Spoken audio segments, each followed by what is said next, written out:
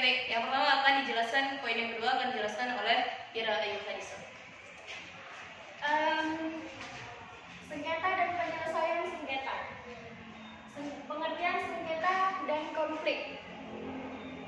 Sengketa dalam bahasa Inggris yang disebut dispute, yaitu adalah sebuah perselisihan yang terjadi di antara individu-individu atau kelompok-kelompok yang memiliki atau mempunyai hubungan kepentingan yang sama atas suatu objek kepemilikan.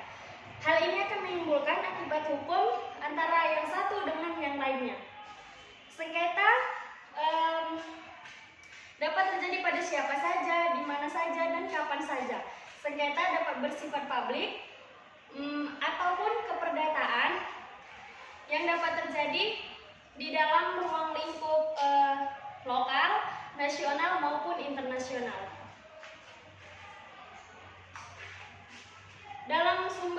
Dari sumber buku, menurut Rahmadi, dia mengemukakan bahwa pengertian konflik dan sengketa ini adalah yaitu suatu situasi dan kondisi di mana para pihak, orang-orang saling mengalami perselisihan yang bersifat faktual maupun perselisihan yang terjadi karena adanya pemikiran atau persepsi mereka sendiri. Dan yang terakhir ada pengertian konflik menurut konteks hukum, khususnya hukum kontrak yang menyatakan bahwa sengketa ini adalah suatu perselisihan yang terjadi di antara para pihak karena adanya perselisihan atau pelanggaran dari kesepakatan yang telah dituangkan di dalam sebuah kontrak, baik sebagian maupun keseluruhan dari kontrak. Dan yang terakhir yaitu sengketa bisnis syariah. Sengketa bisnis syariah ini diartikan sebagai sengketa di mana pemenuhan hak dan kewajiban untuk para pihak-pihak yang terikat atau terikat di dalam aktivitas bisnis syariah. Selanjutnya akan dilanjutkan oleh teman kita Misri. Lanjutkan. Oke, baik teman-teman, di sini kita akan membahas selanjutnya adalah proses adjudikasi. Nah, apa sih adjudikasi itu? Adjudikasi adalah proses penyelesaian sengketa antara dua pihak dengan mengikutkan pihak ketiga sebagai penghakimannya. Nah, adjudikasi ini dilakukan ketika mediasi tidak berhasil atau pihak tergugat antar tergugat dan penggugat menarik salah satu dirinya sehingga terjadinya kebatalan di mediasi tersebut sehingga muncullah proses adjudikasi. Oke teman-teman, selanjutnya adalah proses konsensus. Konsensus itu apa sih? Konsensus itu adalah kesepakatan antara kedua belah pihak, di mana ketika telah terjadi sengketa maka kesepakatan yang dicari di dalam sebuah perkara tersebut itulah yang paling inti yang akan dijadikan keputusan sebuah hakim di majelis tersebut. Oke, selanjutnya ada proses adjudikasi semu atau diktari adjudikasi yang artinya adalah negosiasi. Nah, kenapa proses adjudikasi semu tersebut dikatakan dengan negosiasi? Karena memang negosiasi itu masuk kepada bagian adjudikasi, makanya dia dikatakan dengan semu. Nah, negosiasi ini ketika di dalam sebuah perkara sangat berperan, apalagi orang-orang yang mempunyai retorika yang bagus sangat menunjang akan negosiasi ini tersebut. Atau dalam kata lain, negosiasi dapat dikatakan bahwa untuk memajukan proses pengadilan untuk lebih cepat lagi, maka dia memerlukan proses adjudikasi semu. Baik, dasar pertimbangan pilihan arbitrase. Nah, di dalam pasal 30 tahun 1999 arbitrase adalah adalah proses penyelesaian sengketa di mana pihak yang tergugat dengan penggugat telah melakukan kesepakatan sebelum memilih proses ke arbitrase. Nah, arbitrase ini ketika kita memilih proses arbitrase ini, ketika memilihnya harus ada kesepakatan di antara kedua belah pihak. Misalnya A dan B harus sepakat bahwa proses hukum yang akan dilalui nantinya adalah proses arbitrase. Nah, proses arbitrase ini di dalam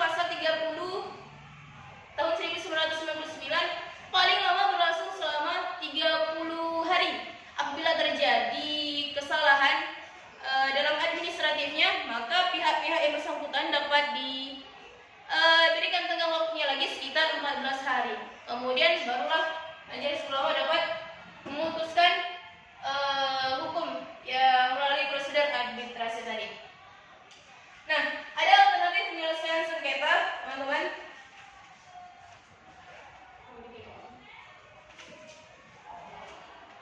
Nah, menurut Undang-Undang juga nomor 30 tahun 1999, pasal 1 angka 10.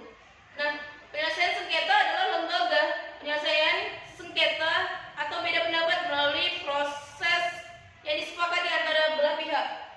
Nah, ini menyangkut tentang mediasi, negosiasi, konsialisasi, dan lain sebagainya. Nah, mengapa lebih kita memilih arbitrase? Karena itu yang pertama adalah beberapa keuntungan ketika kita memilih arbitrase, karena yang pertama adalah waktunya lebih cepat dibandingkan dengan proses hukum digitasi atau proses hukum yang memang di pengadilan, sedangkan ini adalah di luar pengadilan. Yang pertama adalah tadi adalah waktunya lumayan cepat dan tidak menguras ongkos yang lebih banyak lagi, dan dianya fleksibel, teman-teman. Jadi dia kaget, teman-teman. Jadi dia lebih friendly karena dia di situ kita masih menggunakan sistem kekeluarganya masih ada lebih dekat, lebih melekat dibandingkan dengan pengadilan yang kita memakai digitasi. Nah, maka saran dari kami adalah ketika menetapkan suatu keputusan ataupun ingin menyelesaikan suatu perkara yang disengketakan, maka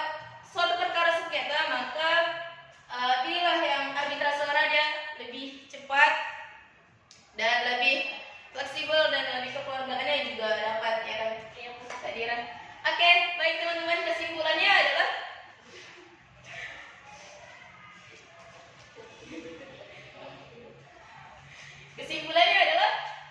sengketa dengan konflik adalah berbeda, ya teman-teman. Ada perbedaan. Iya. Sengketa itu masalahnya dapat diselesaikan lebih cepat, sementara konflik itu dia terus berkepanjangan. Nah, banyak terjadi sengketa dalam bisnis syariah. Yang sudah dijelaskan tadi dengan Kadira.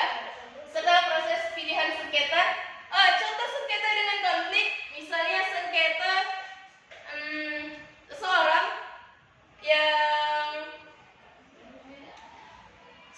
yang gajinya itu tidak setimpal dengan kerja kerasnya. Nah, pihak karyawan tadi tersebut bisa mensengketakan gugatannya tersebut kepada pihak yang berwajib, sedangkan konflik adalah dianya berkepanjangan seperti nantinya akan perang, pertempuran, dan lain sebagainya.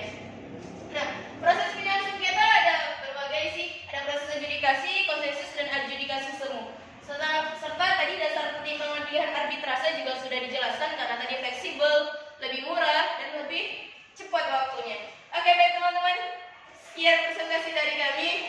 Jika ada kesalahan datangnya dari kami sendiri, kami akhiri